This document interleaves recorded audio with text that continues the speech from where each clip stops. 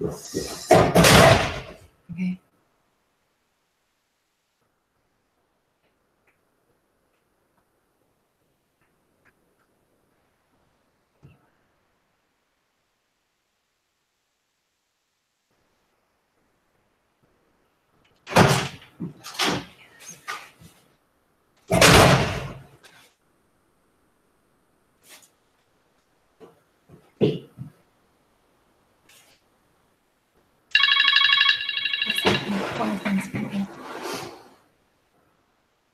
Okay.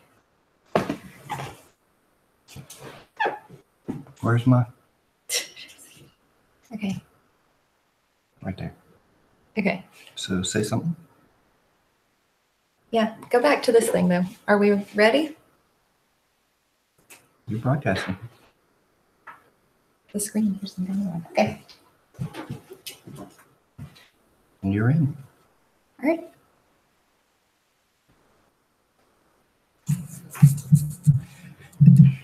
Should I say something? Mm-hmm. Yeah. Do the show notes thing. Just follow along with the. Mm-hmm.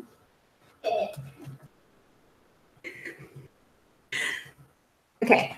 Hi, I'm Olivia Jones, Family and Consumer Science Extension Agent for Currituck and Camden counties.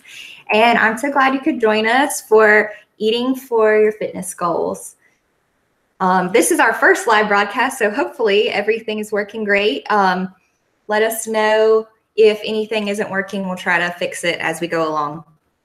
We have a few. This is our first live broadcast, so hopefully. Okay, we're hearing ourselves. We have a few audience participants, so it's going to be a virtual classroom today, and I'm really excited about that. Wanted to start off kind of with the disclaimer that I am not a dietitian.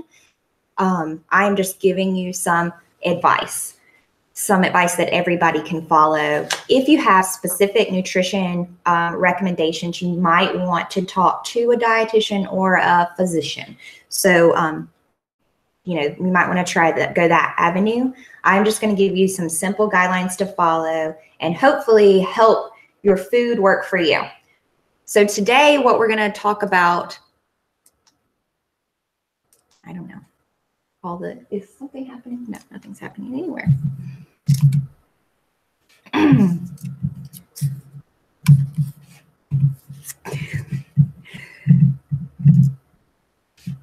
Okay. Yes. Today, we're going to address some general guidelines to follow when changing your diet. And how to make your foods work for you. And then I have a recipe suggestion. So if you don't know me, you should know that I have tons of recipes that I love to share with everybody. And I'm going to share some with you today. I would love for you to understand that what we're going to do today, what we're going to talk about today is really about creating healthy habits, not restrictions. The more restrictions that you put on your diet, the harder it is for you to follow it. So instead of thinking about cutting things out, focus on what you can do, some helpful things that are going to make your life better. So some simple guidelines for everyone to follow, especially those who are new to fitness, who are just starting out, whatever. If you're ready to make a change for 2018, this is a great way to make a change. So to achieve long-term and lasting results, you have to make changes that are going to sustain for the long haul. You are not going on a diet. You are making changes to your diet. If you don't like the way you feel, how the food that you're eating is fueling your body, then that means it's time for a change. You're not going to get the results that you want without making some changes, and they need to be changes that can be sustainable for the long run. On your little handout, I've given you at the very bottom of the first page. So if you don't have the handouts, they're real cute. I made them myself. They're in the description, and I think we said that in the chat too. And while I'm thinking about it, if you have questions, if you're live with us today and you have some questions and you want some answers, we'd love to answer them at the end in the chat box. You can type whatever you'd like, but we will get to those at the end. Let's see. So at the bottom of your little handout is some simple guidelines to follow. Eat a diet mostly of whole fruits and vegetables in a variety. Choose mostly whole grains. I have kind of changed our diet almost exclusively to whole grains, but I will preface with, if you are new to changing to whole grains, it's good to do a 50-50 swap until your digestive system gets ready for that, because that's a whole different digestive process. Choose lean proteins and include seafood, chicken, and plant-based sources. Replace your unhealthy fats with healthy fats. And most of the time, those are going to come from plant-based sources. And we're going to talk a little bit more about fats a little later. I like to use herbs to season my food, so we're limiting our sodium. Drink lots of water, and then remember to limit added sugars and saturated fats. So the next thing to remember is that everybody's body is different. What works for my body might not work for your body. I recommend that everyone track their diet, especially if they're having an issue, and then see what works and what doesn't work by making small little changes. I use an online fitness app, or the food tracker app, and I can scan in my food, and then I can go back and review my food later. The next thing, very, very easy. Keep it simple. A lot of people say KISS. Keep it simple, silly. So you can keep it simple by making the small details not such a big thing. Sometimes when I think about diet and I think about the small nutrients, am I getting enough of this little nutrient? Am I getting enough of that nutrient? Am I getting enough of this vitamin, enough of my omega-3 fatty acids, omega-6 fatty acids? Am I doing this? Am I doing that? I get hung up on the little details. And those little details aren't as important as the big picture. So today I'm going to give you some little details, but think of ways that you can incorporate them into the big picture. And it might help to know these little details when you're thinking about, is my body doing what I want my body to be doing? This one is important. Have a plan. If you do not have a plan, you plan to fail. So plan. Have a meal prep plan, have a food plan. You know, you can write down your meals, plan out your meals. You can cook on Sundays. A lot of people like to cook on Sundays and then have lunch for the whole week. Snacks, breakfast, dinner, all those things. We actually did a meal prep boot camp here at the extension office and prepared all of these meals, and it was wonderful. I mean, it really only took us a little while to tackle. We did breakfast, snack, lunch, snack, dinner. So in 2 hours, we were able for a lot of people to go home with a ton of food. So it's not as hard as you think it is. And then this is a very important rule. Listen to your body. Your body knows what your body needs. Sometimes when you're working out harder one day, you're craving something more one day than you do the next. Some days you are really hungry. Well, if you ran for a couple of miles, you might be more hungry than the days that you are Netflix and on the couch. So, you know, those things balance out. Your body really knows what it needs. If you are thirsty, drink. You're starting to get dehydrated. So moving forward with what your body is trying to tell you to do. And that leads us into staying hydrated. So what water does in your body is it helps your body function. I mean, your body's functions don't just happen on their own. They need, well, I would call it lubrication because it's water, but they need something to help them go. Water actually helps with metabolism. It helps it function properly. And a lot of times we confuse being hungry with thirsty. A lot of times we're not drinking enough water and we're like, oh, my body needs something. Why not give it food? So you're giving your body excess calories and your metabolism isn't working. So you're not burning the calories that you're taking in the proper way. So making sure that you're hydrated is important. And a good rule of thumb that I try to tell people is 64 ounces a day of water. That's really hard to meet for most people. If you're working out, you'll need even more than that. So think about staying hydrated. And then back to fat. So fat is not the enemy. It's not. You can have fat, but you just need to have the right fats, not bacon grease. Bacon grease is not the right fat. Most of the right fats are going to be liquid at room temperature and are going to be plant-based. So changing your fats to olive oil is a great thing to do. Moving over to olive oil from butter is really hard, but it's definitely doable. Think of all things that are liquid at room temperature. They have tons of oils that are delicious. Avocado oil, which is a little bit more expensive, is really, really tasty. So you can really add some flavor with some oils that are delicious, that are not solid at room temperature and don't come from an animal. So those are kind of your guidelines. This does exclude coconut oil. Coconut oil has a low melting point. However, it is still solid at room temperature. So it is something that we would want to try to use sparingly. Better than lard, better than butter, but not better than olive oil. And then think olive oil too is, it has a low smoke point. So anytime that you're going to heat it up, you're really losing the benefit or the taste, the flavor of olive oil. And I have done lots of discussions about oils, and I have lots of resources. So if you have any questions about oils, please feel free to reach out and contact me. The next important step that will be on your handout, and I actually put, it's on the back of your first page.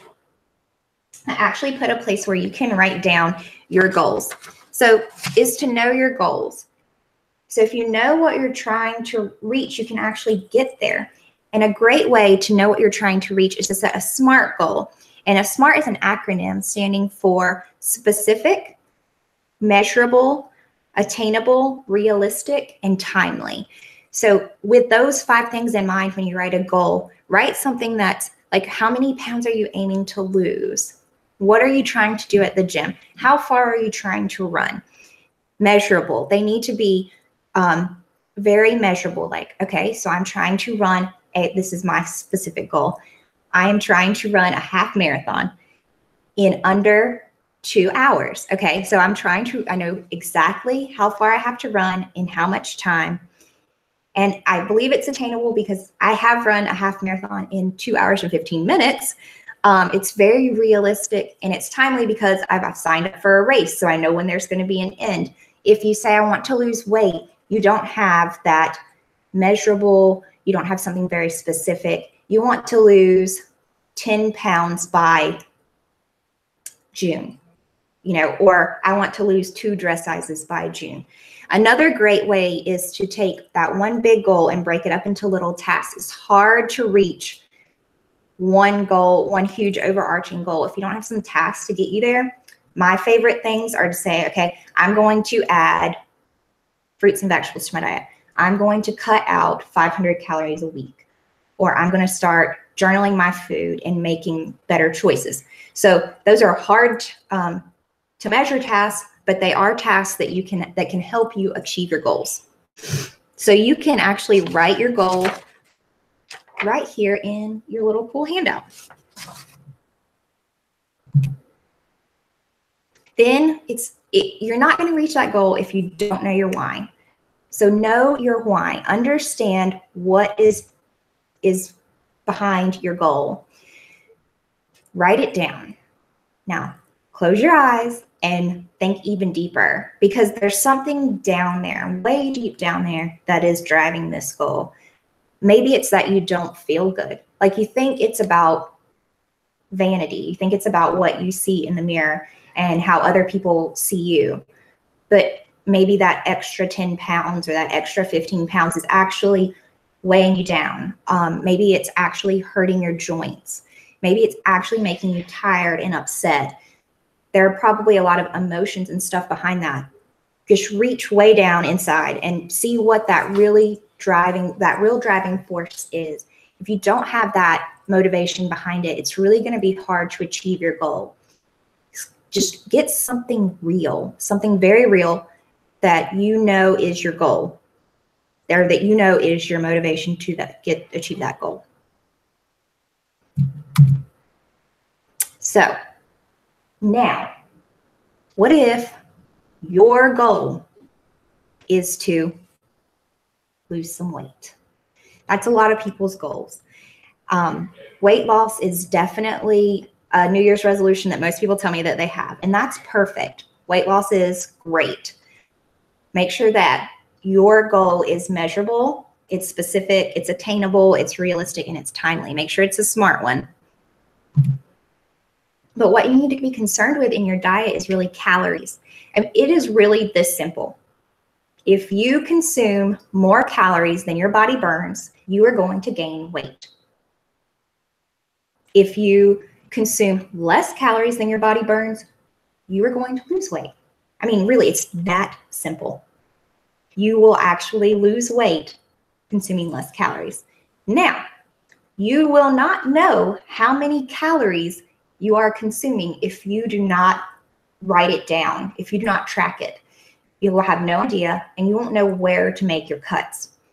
What I suggest usually is logging your calories whatever way you want to on an app, on your smartphone. They have tons of online databases.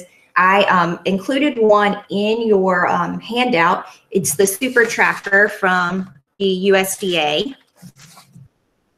You can go on there and it prompts you through a couple of things, talks about how much weight do you actually want to lose, where do you want to be, and it'll tell you how many calories you have to lose or have to consume, how many calories you have to consume to reach your goal. Let's also talk about calories. Not all calories are created equal.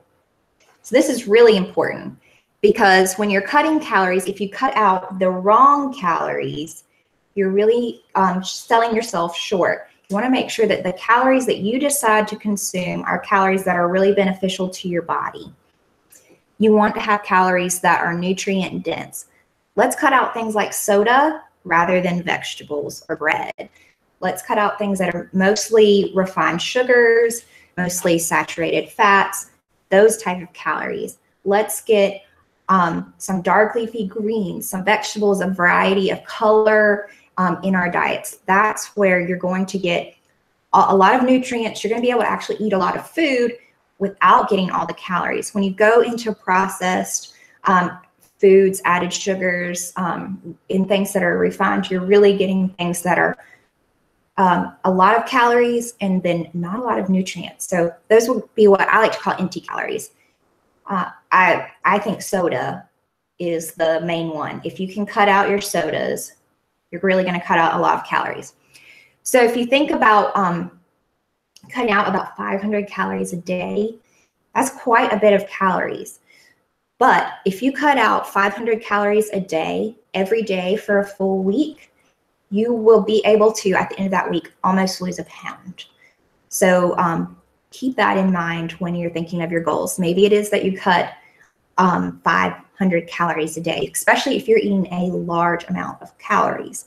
So that's where I say, go ahead, write it down, learn how many calories you're actually eating, what's going on in your diet, and then come back to that and see if you can actually afford to cut those 500 calories. Because not everybody can. I definitely do not recommend going below I wouldn't recommend going below a 1,500 calorie diet without talking to maybe a dietitian. If you are going to cut a lot of calories out and you do have a chronic disease, I would recommend talking to your doctor first. I also don't recommend losing more than 1 pound a week. If you lose a lot of pounds all at the beginning, you're not going to be able to maintain that diet. So if you drop way below 1,500 calories, you're probably not going to be able to maintain that diet for too long, and that weight will come back when you start eating those calories.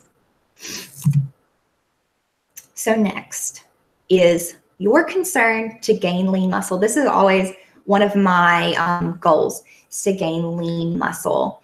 So aside from, being a bodybuilder or anything like that, I'm just talking about let's tone, let's define, that's my goal because of my body weight. I don't need to lose anymore. I would like to, at this point, take my body from not having any muscle to having some. So the USDA actually recommends anyone from the age of 18 to 64 to have 2 days of strength training workouts for 30 minutes or longer in a week. So this is in addition to your recommended 5 days a week working out aerobic workouts. So then these two days, you really need to work on body weight exercises, push-ups, squats, but you need to work those major muscle groups.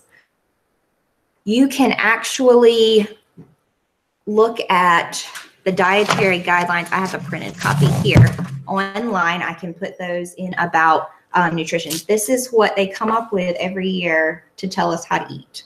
So it's a pretty extensive document, and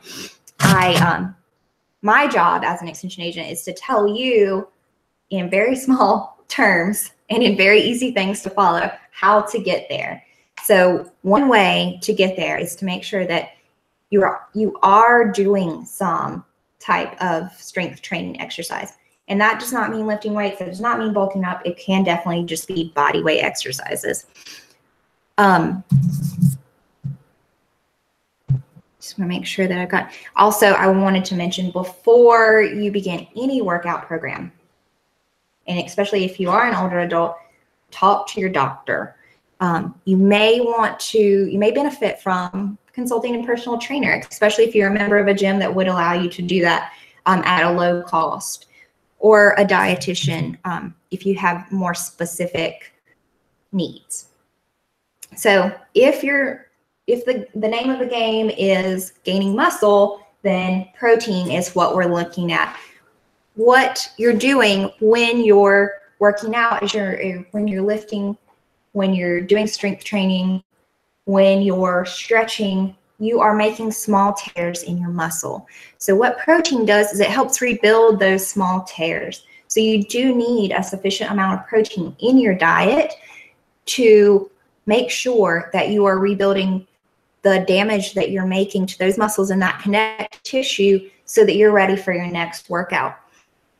So the protein in the food that we eat is going to make us stronger, it's going to make us more toned, and it's going to make our muscles more effective. Especially if they're broken, they're not going to work as well. So you might not need a protein powder. As I have said in the handout here, lightly active females who are 19 and older, so anybody over the age of 19 needs 56 grams of protein recommended by the USDA. If you are a male, you need 56, and if you are a female, you need 46. The American College of Sports Medicine actually recommends that if you want to reap some benefits from being physically active in the terms of gaining muscle mass, you need to consume 0.5 to 0.8 grams per pound of body weight. So what that means is take your body weight, multiply it by 0.3 or 0.5 or 0.8, which is substantially more than what is recommended by the USDA. This little handout, it's in the show notes. It actually tells you a little bit more about protein and when to consume it. This is from, I think I said this before, but this is from the American College of Sports Medicine, and they have some really good recommendations on when to consume protein and what types of protein to consume. So just as a guide for protein, a 3-ounce serving of grilled chicken is actually going to be 25 grams of protein. So 3 ounces is pretty much the size of the palm of my hand. Lastly, so this is going to be really the last thing that we talk about. If your goal is endurance, so these are my half marathon, marathon, ultra marathon trainers. You're working out for an hour or longer.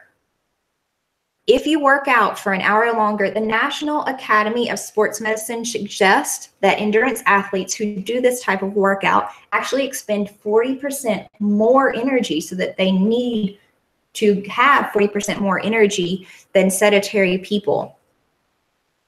So what we're looking at getting our energy from is carbohydrates. Protein and fat are also important for endurance athletes, but the main source of energy is going to be carbohydrates, because it's the easiest to be broken down into glucose within our body and then burned for energy. So carbohydrates are going to include sugar, starches, and fiber. Most carbs are going to come from the starchy foods, which your body's going to break down into that simple sugar, the glucose that I talked about. I like to choose unrefined whole grains because they actually give you more carbohydrates per calorie. This would be something like whole grain breads, cereals, brown rice, pasta, and fruits and starchy vegetables are also great, and beans or legumes. So I also want to mention that the overall needs of endurance athletes can be really high. I think I said that earlier, 40% more. So that means that your primary source is going to be of your fuel should be carbohydrates, especially when you're working out. So this would include gels or drinks that have carbs in them. That's the sports gels, the sports drinks. That's because those are easy to digest. If you would like to ingest protein while you're working out, that's fine, but that means that the blood that you could use in your muscles to perform your physical activity is actually going to be diverted to your digestive system to help digest that. Whereas with starches, it's going to be a quick digestion, and it's not going to take up a lot of the energy that your body's already expending when it's working out. So what they suggest from the National Collegiate Athletic Association actually suggests that if you are doing a moderate to low intensity training, which probably would be training for a half marathon, a full marathon, or ultra run, so you're expending quite a bit of energy, but not to its fullest extent, you're going to want to consume 5 to 7 grams of carbohydrates per kilogram of body weight. And I'm not sure how to convert that per pound, but I know how to convert pounds to kilograms. 2.2 kilograms is equal to 1 pound. So I'll give myself for an example. If for someone like me who weighs 130 pounds, if I am active for longer than 1 hour, then I need to consume 300 grams of carbohydrates. And just so you know what 300 grams of carbohydrates means, a whole cup of whole wheat pasta, so a serving about the size of this, only contains 48 grams. So that's me consuming 6 of these guys. So that's quite a bit. But in the same token, I'm going to say you do not need to consume 300 grams of carbs every day, just when you're preparing for those hour or longer sessions. So that's, again, listening to your body and understanding, I don't need to double my protein today because I'm not doing any exercise. So I don't need to because you do need rest and recovery days. You don't need that extra protein. You don't want those extra calories on days when you're not working out. This is another good time to look at logging. If you log your calories, then you know on days when you're not active, when you can, consume less calories, when you need less calories to burn for fuel. And these little tips that I'm giving you are definitely supposed to help you make sure that you can meet your goals and feel good about meeting your goals. A lot of times when you push your body to the limit and you don't push your diet, you're not going to feel as great, and it's not going to get the results that you want. So just remembering, if you want different results, you're definitely gonna have to make different changes. So you can't stay the same way. When people start working out and they start a fitness regimen, they might lose a lot of weight and then plateau. Well, that does mean that now you have to look somewhere else. Now we need to start looking in the kitchen. What are you doing there? It's the same way if you start a new diet. So I'm going to take these things out of my diet and I'm going to live this way for the rest of my life. Well, you've reached a weight loss plateau. Now think about adding physical activity.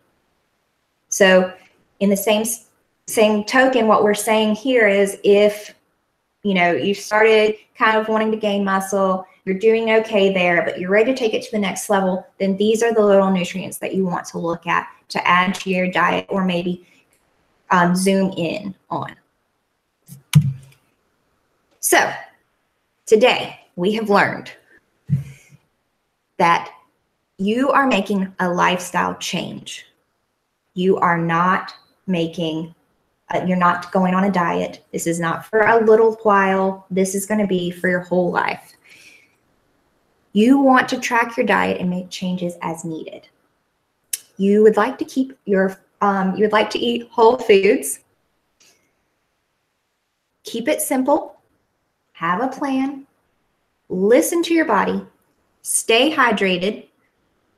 And then remember, fat is not the enemy. Whoops. Know your goals. Know your why. And if you're looking at weight loss, then you're looking at calories. If you're looking at muscle gain, then you're looking at protein. And if you're looking at an endurance type physical activity, then you're looking at carbs. So keeping all this in mind, I wanted to give you what we talked about yesterday, and what is an extension favorite is my energy bite recipes. So I have linked those in the description. The recipe is at the bottom of the video description, along with the healthy video that we made for them quite a while. This is one of our first recipes. What it has in it is peanut butter, rolled oats, flax, chia seed, honey, and I like to add chocolate and coconut flakes for, some fun and some flavor. But what these give you are protein, carbs. These are great pre-workout snacks, and really going to give you what you need to get that edge. So try those at home. Check out the video on the Healthy YouTube channel. And I'm going to put my contact up and say thank you. But if there are any questions, I will take those now. No. Okay, perfect. Any questions from my audience? Okay, good. So that must mean that I just did a great job. So again, my contact information is this slide here. I don't know if you guys can see it. Let me move over here because I put it on that side. I am Olivia Jones. I'm the extension agent for Family and Consumer Science in Currituck and Camden counties. I'm in Barco, North Carolina. My email address I'll put at the bottom of the show notes, or we can put in the comments as well. And you can always reach me here or check our website, which is in the link for the YouTube channel. And I guess that's all I've got. So thank you so much.